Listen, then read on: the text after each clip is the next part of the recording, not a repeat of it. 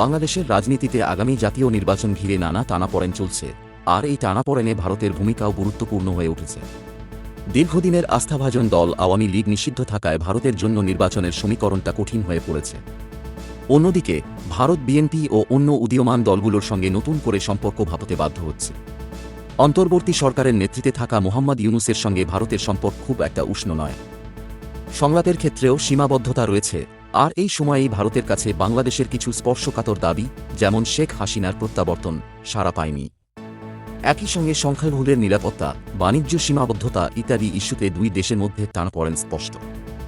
ভারত সবসময় চাইছে একটি স্থিতিশীল ও অন্তর্ভুক্তিমূলক নির্বাচন, যেখানে দেশের সকল জনগণের মতামত প্রতিফলিত হবে। এর মাধ্যমে তারা এমন একটি সরকার চায় যারা ভারত বিরোধী অবস্থান নেবে না। জামায়াত কিংবা এনসিপির প্রতি ভারতের আস্থা খুব কম। এদিক থেকে বিএনপি তুলনামূলকভাবে গ্রহণযোগ্য, যদিও অতীতে তাদের সঙ্গেও সম্পর্ক জটিল ছিল।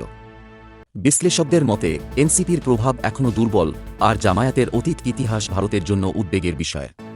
ফলে ভারতের কৌশলগত স্বার্থেই তারা এমন দলকে দেখতে চাইবে যারা মধ্যপন্থায় অবস্থান নেয় এবং স্থিতিশীলতা রক্ষা করতে পারে। তবে বিশেষজ্ঞরা মনে করেন, ভারত যতই নিরপেক্ষতা দেখাক, তাদের উদ্বেগ থেকেই যাবে বাংলাদেশ যেন ভারতের স্বার্থের বিরুদ্ধে ব্যবহৃত না হয়। শেখ হাসিনার শাসনের সময় ভারতের সঙ্গে তার ঘনিষ্ঠ সম্পর্ক ছিল, তাই তাকে একেবারে উপেক্ষা করাও ভারতের জন্য সহজ হবে না।